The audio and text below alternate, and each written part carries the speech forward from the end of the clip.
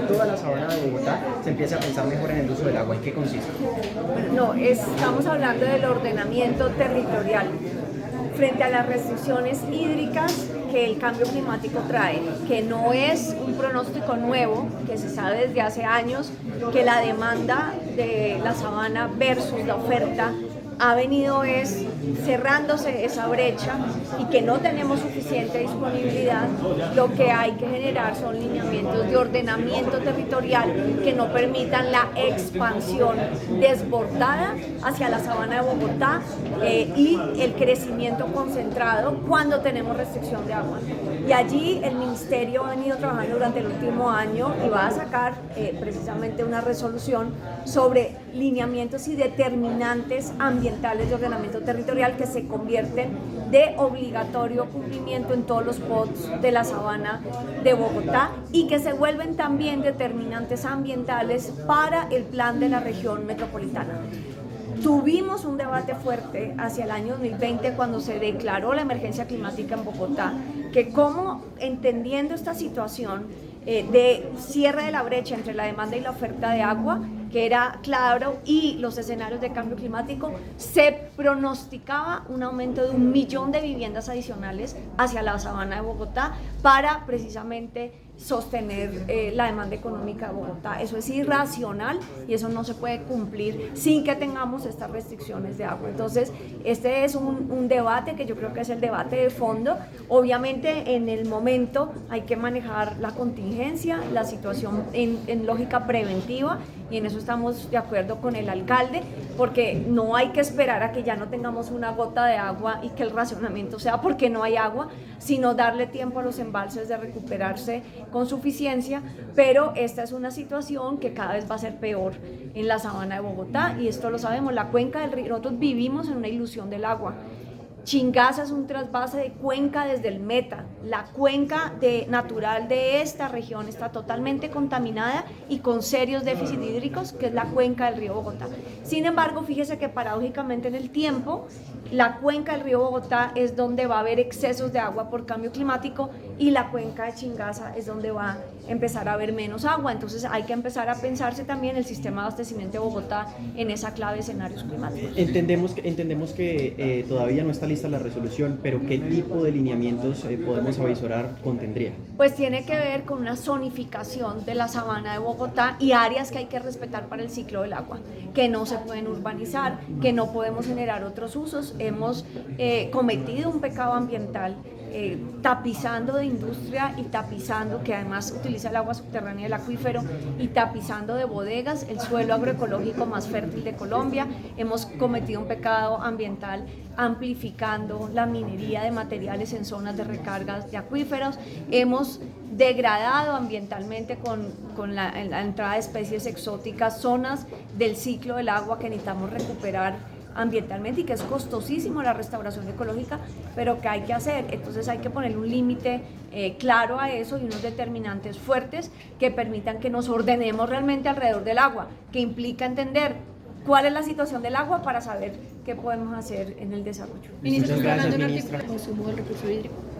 Sí, lo que estamos diciendo es que tenemos el apoyo frente a la gestión del riesgo inmediato, que es responsabilidad evidentemente de las autoridades locales, pero que cuentan con el gobierno nacional, tanto las entidades departamentales como regionales, pero que en el fondo, en la discusión de región metropolitana, en la discusión del ordenamiento territorial, hay que hacer una mesa de fondo del futuro del agua de la sabana y de la región, y no podemos seguir evadiendo ese debate. Y eso es lo que invitamos, porque si seguimos solamente reaccionando a la emergencia, pues va a ser un momento, no va a ser suficiente. Tenemos que tener un plan serio de reestructuración del ordenamiento territorial y de reestructuración del sistema de abastecimiento hasta esta zona. Los problemas de Bogotá y de la sabana no se resuelven a la escala de Bogotá y la sabana, se resuelven a la escala de la región central, donde tenemos que generar un desarrollo equilibrado entre los 5 departamentos de la región central, porque si queremos seguir concentrando todo en la sabana de Bogotá, pues hay límites ambientales que ya estamos viendo los efectos de no respetar. Hoy la ministra de Ambiente, Susana Mohammad, prendió las alertas, especialmente en cifras de deforestación en el último año. Por eso la saludamos, ministra Susana Mohammad, bienvenida al micrófono de Radio Santa Fe. Bueno, ¿qué es lo que está pasando con las alertas? ¿Qué está pasando con la deforestación en este último año? Ministra, muy buenas tardes. Bueno, vamos a dar 2 cifras. La primera es la reducción esperada de deforestación entre todo el año 2023 y el año 2022. En alertas tempranas coincide con el reporte de Global Forest Watch de una reducción del 49%, pero la cifra oficial del año se dará solamente hasta mayo, cuando se termine de procesar todas las imágenes, y creemos que estará entre un 25 y un 35% de reducción adicional entre el año 2022 y el 23, con el año 2023 entre un 25 a un 35% por debajo. Ahora, segundo, en el último trimestre del 23 y el primer trimestre del 24, ya para hablar de la cifra 24, estamos viendo un preocupante ascenso de la deforestación muy por encima, no solamente del promedio de los últimos 3 años, sino por encima del primer trimestre del 22, que fue un pico muy alto.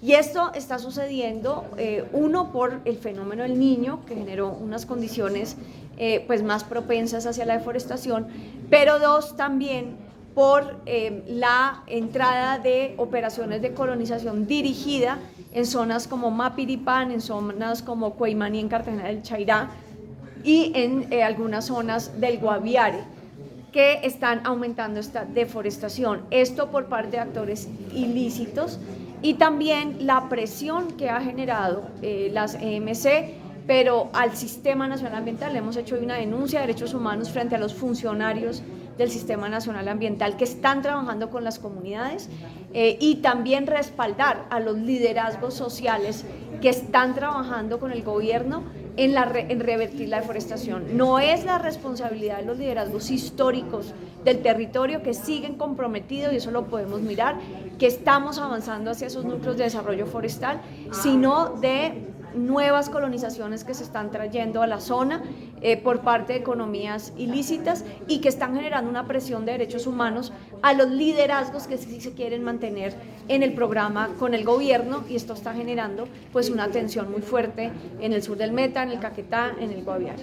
Le pregunto finalmente, ministra. Es decir, es que obviamente hay una economía ilícita de la ganadería en la Amazonía, hay un lavado de activos en la Amazonía, y esto, digamos, está siendo hoy reforzado por amenazas a los líderes que legítimamente se salieron de eso y están trabajando con el gobierno en una economía de la restauración ecológica y de la bioeconomía. Y esas presiones sí están generando un cambio de la dinámica territorial. Tenemos en los últimos 3 meses prácticamente el programa ambiental del gobierno parado en la zona, porque nuestros funcionarios también están siendo amenazados. No hemos podido entrar a la zona, pero se mantiene firme el compromiso de las comunidades y del Sistema Nacional Ambiental, y estamos llevando todas estas amenazas al proceso de verificación de la mesa con la CMC, pero también lo estamos haciendo público a las entidades de Naciones Unidas, y trabajando para establecer una red de derechos humanos que nos permita proteger a esos líderes, proteger a los funcionarios del Sistema Nacional Ambiental, y continuar con un programa que es una esperanza, y obviamente también con la Fiscalía General de la Nación, que debe ayudarnos, incluida también la fuerza pública, a la desarticulación de estas estructuras de economía ilícita. Bueno,